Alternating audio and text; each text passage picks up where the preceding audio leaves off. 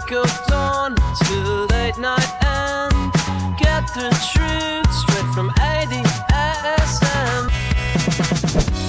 Danny, we are back making ad tech content again, but this time we are not taking inventory. No, it was a great podcast. I loved it. I think you loved doing it too. But we have bigger aspirations. We felt like we didn't just need a pod, we needed a network. And so this is the first manifestation of ADSN, the ads network. We are basically building ESPN for the ad tech and marketing industry.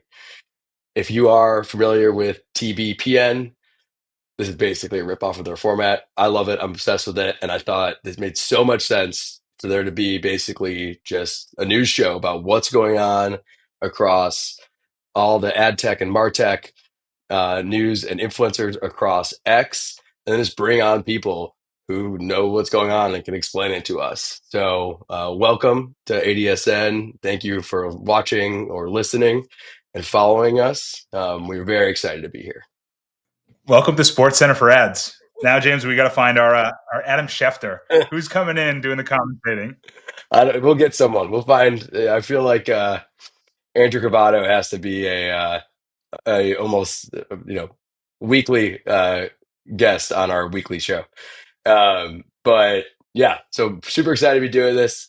I think just for listeners, whole idea here again is like, let's just share all the stuff that we've been reading and then try to find really kind of the smartest people in the space to explain it. So this week, what we're really going to be focusing on is just like this whole vibe marketing theme and how AI is really starting to impact ads. Like, I think everyone kind of felt like this was coming into the fold, but like this last week, I feel like it's just taken a totally different turn and is becoming like a real thing that almost everyone knows they have to deal with. James, let's kick it off. We found, I think, the best of Twitter this last week. So yeah, the first thing I think that's worthwhile talking about is Greg Eisenberg's tweet that he put out, which again, I kind of think started this whole vibe marketing trend. He didn't coin it, but I think he's made this thing extremely popular and he's involved with the group that did coin it. But he wrote, remember how vibe coding, replit, lovable, transform 8-week development cycles into 2-day sprints. The same 20x acceleration is hitting marketing teams right now, and it's called vibe marketing. And then he goes on to basically explain that between AI and all these different models and tools out there, you can actually start like, the term like vibing, like working with the AI, kind of moving through it, is now applicable to the marketing world. And this is pretty crazy because we've seen what's happened with vibe coding, where like we have a bunch of friends, who are developers, and they're like, it's totally changed their lives, right? Like they really have gone to like, what took them a month is now taking them a day. And I think if that hits marketing, it's going to be hugely impactful. And I think, again, like with marketing and agencies, everyone kind of knows there's a lot of people behind the scenes at these places. If the AI can do this stuff, it's going to make an impact. And it's like, why not? I don't know. Why not embrace it now? If you can get 10x, 20x out of your people or out of yourself, like do it. And I think like we'll get into it with James later, but like if you're not embracing this, you're going to be left behind so fast. If someone's 20xing you, 2 weeks, they're light years ahead of you. Yeah. Well, I think that's kind of a good segue to that next tweet that we saw, which is Sam Altman put it out. And it's basically talking about how OpenAI's GPUs were melting because everyone was making those studio or Ghibli Studio. How do you pronounce it? Ghibli Studio? What do we say? Ghibli? We're not sure. Ghibli. But everyone saw this. Hopefully, if you didn't, we'll link to it. But basically made this like really beautiful kind of like animated style images that everyone was making on OpenAI. And it legitimately like crashed all their servers.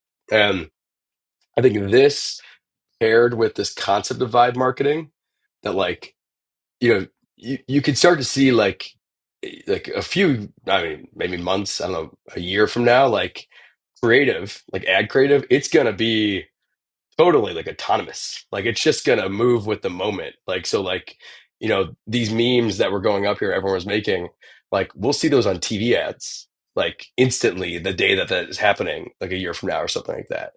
And I think this is like that moment where like things did change. Like we'll look back at this. I think it's like there was that meme a few years ago of like Will Smith eating French fries, and it was like all weird, and there was like to say like all his fingers are weird. Do you know what I'm talking about, I don't, but Dana? I'm here for it. Okay.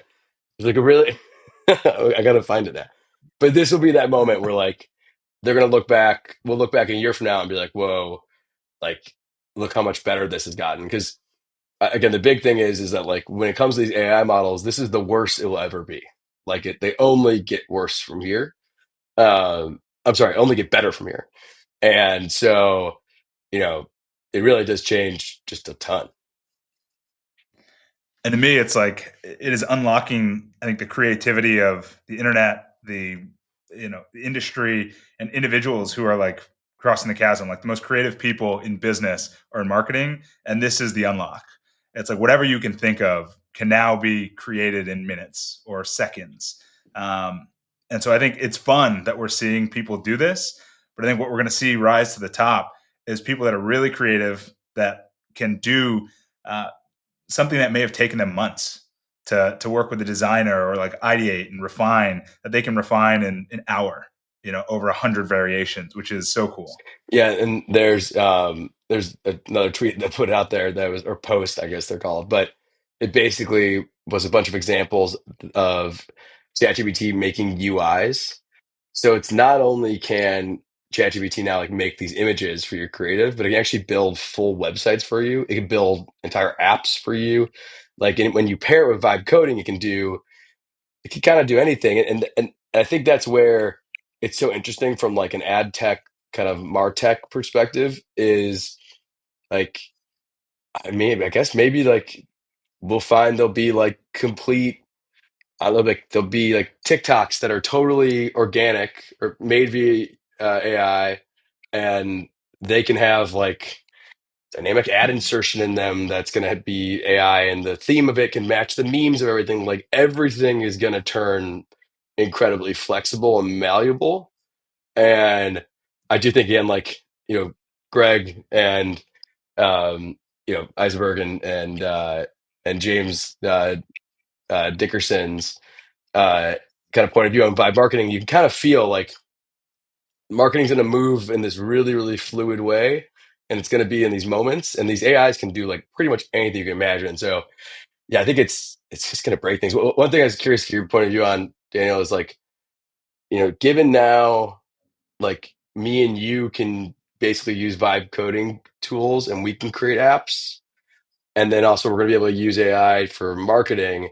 Like, do you think me and you are going to be more dangerous over the coming years, or is Vibe marketing going to make marketing more accessible to a developer, and now a developer is actually more dangerous? Like, who's I winning this love that. fight? I love that. I think short term the developers are winning. I think that is, I still can't imagine a world in which today you or I have an idea for an app or a marketplace that we want to build, and we can build it in a day and monetize it and can scale it.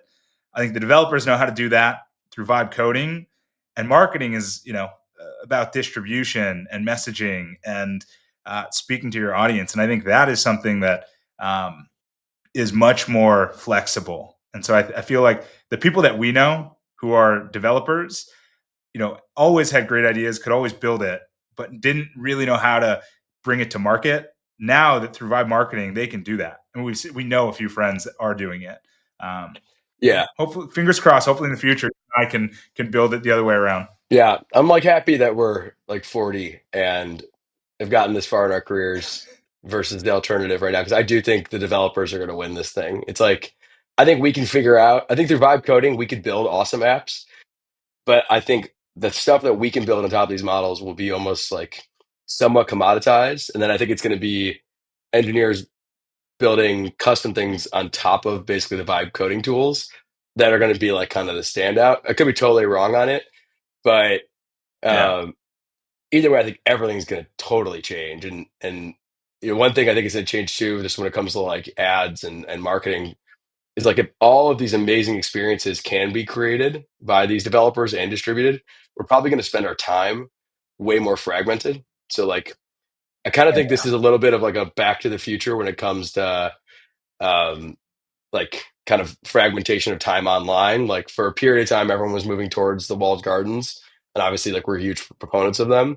But I think this is going to make it where like there's just going to be awesome apps that come out of nowhere, and I just spend a ton of time with them, and they'll kind of maybe they peter out, but I think it's going to change a lot of behaviors. And on that, I think we've seen it too over the past few years. These micro communities popping up as instead of these like massive social networks. I think you're so right that this is going to be that micro network to the nth degree. I mean, there's going to be 100 people in these communities, but it's going to be runners who like to run on the beach in the morning with people between 20 and 30 who are into anime. Like it's going to be so hyper specific, but we're going to spend all our time, like you're saying, in these 5 to 10 apps that are just bespoke to us. Well, and you've never said I was so right about anything. See, this is why ADSN is better than taking inventory.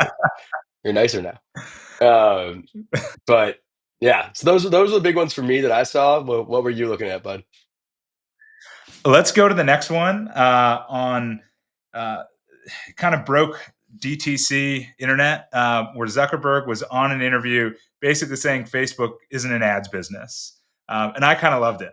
That whether it's him, whether it's Evan Spiegel, who obviously we worked for, like all of these companies, they don't see themselves as ads businesses, even though 99% of revenue that funds the entire business is ads.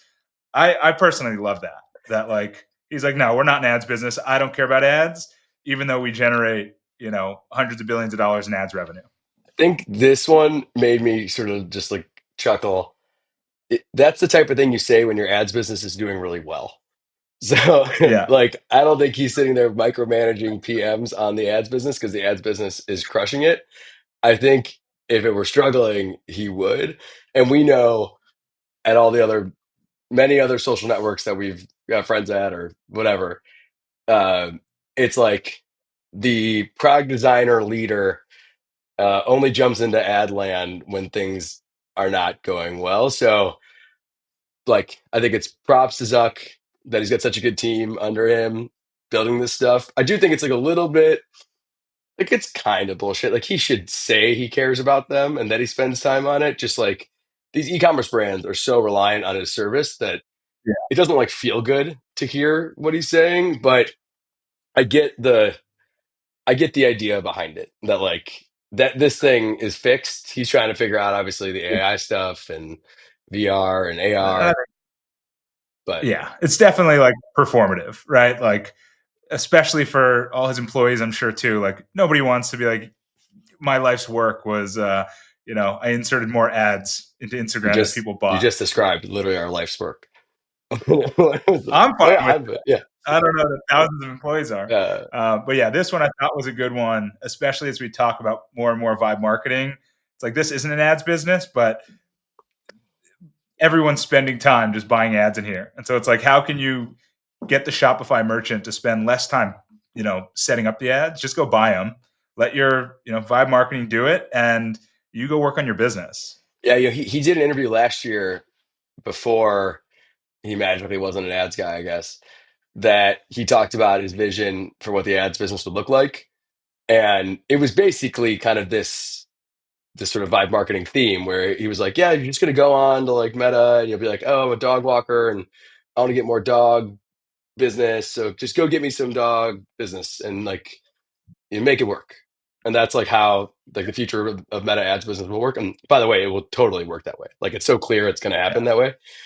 And I think, you sort of if you see that out, it is interesting because like then their AI is just gonna like it's just gonna adapt to the moment. Like it's so fun. It's gonna be so weird when like the entire feed of AI ads transformed into like whatever meme of the day is, Yeah. and it's gonna like it's almost like it's a continuation of like how the UGC ads all like start to look like each other, right? And then like the Yeah. algorithm like beats it up and it goes away.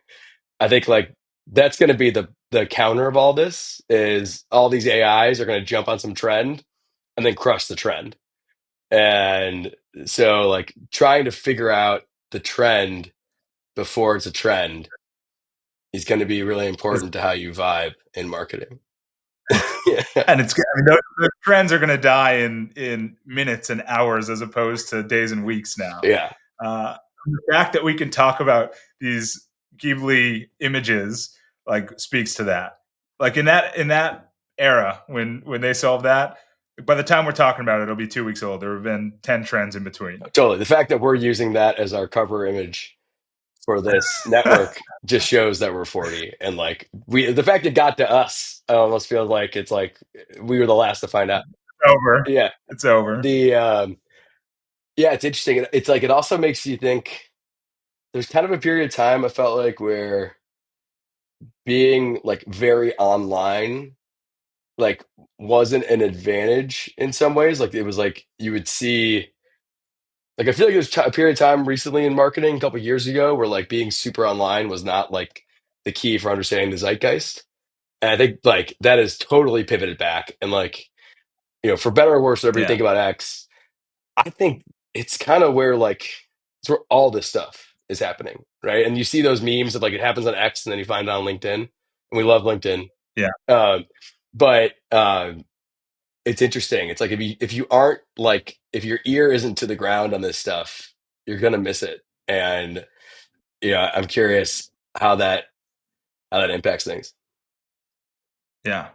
Well, why don't we go to the next tweet? The They're one that called we they're called found. posts now. Oh, excuse me. Yeah. Excuse me. See, Uh-huh. I already missed that. Yeah. I didn't log in for a few days. See, that's the problem. Um, Yeah. yeah. So Marty always coming in with the bangers of his Uh-huh. posts. Um, but this one I love because everything we're talking about vibe marketing, like everyone's upset that Google's like pushing their narrative and pushing their products and pushing aggressively into what they want. I don't know why anyone's surprised. It's like we've seen this story before. We've seen it for 100 years. Um, like, of course they're going to do this. And like, if we're not embracing this, if we're not getting into that vibe marketing, like, I don't know, what's the point? Yeah. I mean, I think everyone's got to get on board that like these ad platforms are gonna be AI first and AI driven.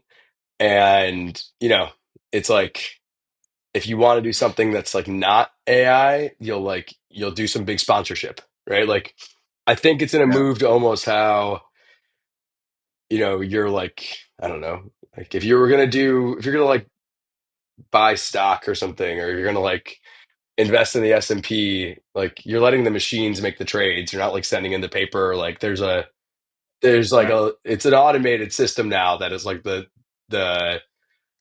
the train has left the station. Like this is all happening. And then if you want to do some like sticking with this weird investment analogy I've just came up with, if you wanted to make some like really bespoke investment, you'd like do a private investment and you'd like go do that yourself, like through a relationship. And maybe I think that's what all Yeah. this would happen is like you're going to like the AI is gonna move through these ad platforms for you. And it's just like it's never going back. And then there will be moments though where like you just want to do something that has like nothing to do with like pure performance. It's just like being part of a moment because it makes sense to your business and your brand. And maybe that will be a little bit more manual, super bespoke, custom. You can imagine that like Yeah. in sports and stuff. And I don't think that's a bad thing. I think in some ways this may free you up where it's like you have like evergreen AI advertising going, just like helping you make money. Yeah. And then you'll come in with really cool custom stuff that you can put a lot more thought into, like outside of the AI. Um, Maybe that happens. I don't know. What do you think?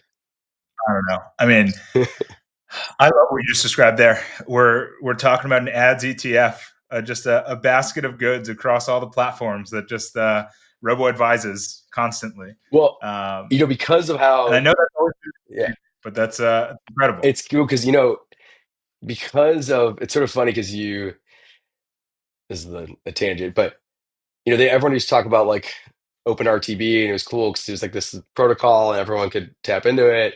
And then we've always been like the walled garden guys on top of these APIs. But then now the protocol doesn't really matter anymore. You can just build AIs to log in to all these different tabs. You can teach it how to use Ad Yeah, Manager and teach it how to use whatever.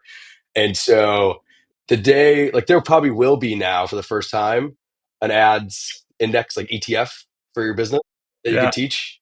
And that would kind of crush it. That is cool. We should like yeah. maybe next life. I Yeah. Then are we putting out the Warren Buffett $1 million challenge? If you can beat the ETF, we get a basket of That'd be so robot good. goods. Like, We should totally do that. Oh my gosh. yeah. Can you? Yeah. Uh, All right. Well, let's see if we can find, that seems like a good thing to go talk to the Imperium guys about, see if they'll go fund that. Yeah. Uh, so yeah, man, I mean, so let's go take a quick break. And then, which for if you're listening or watching, it won't actually be a break. We're just gonna like change cameras real quick. And we have James Dickerson coming on to ADSN to talk about vibe marketing. He literally is the guy who coined it. So his term, he came up with it. He'll tell us a little story, but it definitely has a good view of where this stuff is going. So we'll be right back with James talking about vibe marketing. You're watching ADSN. From the break of dawn to late night and get the truth straight from ADSN. So given that today we spent so much time talking about vibe marketing and like the impact on the market, we thought we'd go straight to the source, to the guy who legitimately came up with the term and has sort of been like the godfather of vibe marketing. And so, welcome to the show, James. Just for context, James also is the founder of Boring Marketer. But like, I would say you've sort of changed the internet this week and sort of like the X timeline with this vibe marketing thing. So like, maybe just sort of start about like what is it? Like, what should we know about it? How's it going? Who does it Yeah, impact? Like, kind of just like go to church. sure. Yeah, I'll start with a little bit of background. So, my co-founder, Greg Eisenberg, he's like a master at like coming up with terms and coining them. And whenever he does something like that, the internet just like piles on. So we've been talking about like AI workflows and generative AI and all that. When it comes to marketing use cases, and Greg said something to the effect in Slack, like you should write a banger thread on vibe marketing or something like that. So, I got to work back in like mid-February, just kind of thinking about what is vibe marketing, what's it mean for marketers, what's it mean for our roles, how's it going to make us more efficient in what we do, and all that. So, where I kind of landed on it was, marketers are going to have a major shift from being like task executors to being like orchestrators. So I always say like orchestration over execution is kind of like the mind frame that you need to have. Basically, like what I think is going to happen over the next year or so is you're going to see less and less time spent, tinkering around in various tools, and you're going to be prompting like AI systems. So what I'm telling marketers now is to start thinking about like the logic behind automation. Start testing individual models for different outputs and seeing how they can add leverage to your work. But the real value is in like chaining all of these together, which is why I spent a lot of time sharing workflow breakdowns with like N8N and Gumloop and Make and things like that. So the leverage and efficiency you can unlock when you automate all those boring like manual tasks is incredible. And you can really focus on like what some of the real value of marketing is, which is thinking creatively, storytelling, connecting with your audience, and things like that. So you'll have more time to focus on higher leverage tasks, and you'll be more of an orchestrator than an executor. And can you give an example of like what's the type of shit you could do like today? Yeah, Like, obviously, I think yeah, everyone's seen this week, and we talked about it earlier. Obviously, like the new ChatGPT models, but like, what's yeah. doable like today? Right. So when I think about like the Chat GPT model, that is one very solid kind of siloed use case. Like, okay, I need ad creative or something like that. I'm going to go in and I'm going to prompt the system. However, there's a lot that goes into understanding what type of ad creative you need to actually produce. So the way I would think about utilizing a model like that from a vibe marketing perspective would be like, all right, I'm going to go out and build an automation that's going to scrape, let's say, my competitor ads. It's going to go into Reddit and YouTube and all these, discussions that are relevant to my niche. And I'm going to blend those together using an AI model. And I'm going to get insights on my different like customer avatars and personas, and maybe even prompts that I can just take based on that persona and go into a tool like, ChatGPT 4.0. So once that API is available, you'll be able to have a complete chain from, inspiration all the way to production. And, from there, I'm sure that there will be some sort of connection between, AI models or something and launching ads at some point. So there's really like opportunity to create these closed loops that go beyond just, one single use case. Which is kind of what fires me up. So a couple examples of some things we've been sharing. One, we did a really in-depth study on producing like blog content with AI models. Pretty simple use case to dive into. And what we learned was that when we work various models into the workflow, ranging from, hey, I want to go out and find keywords. I want to understand what articles and discussions are ranking for that search term. I want to create SEO or LLM optimized outlines. Then I want to produce the content with real facts, figures, and sources. We realized that, typically it would take our team 60 to 80 hours to go through that process manually. And now that's done in 30 minutes. So you can kind of Crazy. imagine the amount of efficiency and leverage a team can get out of something like that. And And are with you vibe coding? Oh, sorry, Daniel, but are you like vibe coding these orchestrations? Like, is this like the marriage of like vibe coding into vibe marketing? Yeah, it is because sometimes you need a little bit of code within your workflow, to structure some data or something like that. So typically, what it looks like, I've got a workflow building tool up on one side of my screen. I've got Grok or Claude or something like that on the other side of my screen, where I'm like, hey, like write me a little bit of code to plug into the model. And I'm not a coder, so using those AI systems helps me a ton. But yeah, there's a little bit of coding required, but it's nothing that you can't quickly handle with one of these tools that are on the market now. And when you like launch this in February, like hard launched Vibe marketing and like put it out in the ether, like we talked about earlier, like you got so much traction and so much like engagement, which means you got people, I'm sure, loving it and people just hating on it, saying this is soulless, like this isn't marketing. So like who's going to lose here? Like obviously the haters are going to lose, but like who are those? Who are those businesses? Like where do you see the winners and losers in this? Yeah, that's a good question. I mean, one very clear winner here would be like service firms and agencies and things like that that embrace this and unlock a ton of new leverage. I think that their customers will win too, because I think there will be like new efficiencies that could get passed on to customers, hopefully. So I think that's really an interesting area. I mean, like I think it's like anything, like the people that are the losers that I've been seeing are those that are like too attached to the past. Like, Yeah. as a marketer, you have your like area of specialty and you're a purist and you really want to do things a certain way. And you're kind of defensive about, how AI might impact your industry, whether that's, I'm running ads on Meta and that's my thing, or, I'm running Google ads or something like that. So I think that there's this interesting kind of bifurcation of these people who are like latching onto the past and those that are kind of embracing and testing, just kind of vibing with the new tools, if you will. So I tell people that, if I were starting my marketing journey today, I would focus on becoming much more of a generalist rather than, a specialist in one area. I think these generalists that know enough to be dangerous across these different channels and know how to chain these things together are going to have, a lot of the value capture in the next couple of years. And when you're doing this, like for your clients, do you feel like you are like vibing with it? Like, is it like the AI is like it's this person in the room that you're just like working with? Like, is that what this is starting to feel like, or is it like not quite there yet? Not quite there yet, I would say. Yeah, it feels more like you know, like a collaborative approach. Like you're bringing in different team members that have different areas of specialty, and you're just kind of thinking creatively about, hey, this is done manually. How do we kind of like automate and bring these things together? So it's a combination of like vibing with your team and specialists who can give you the download on what their process looks like, and then it's kind of like building a product. Like when you build a workflow or an automation, it doesn't always like hit 10 out of 10 the first time. So you're kind of testing it internally. You're seeing how it works. You're tweaking it.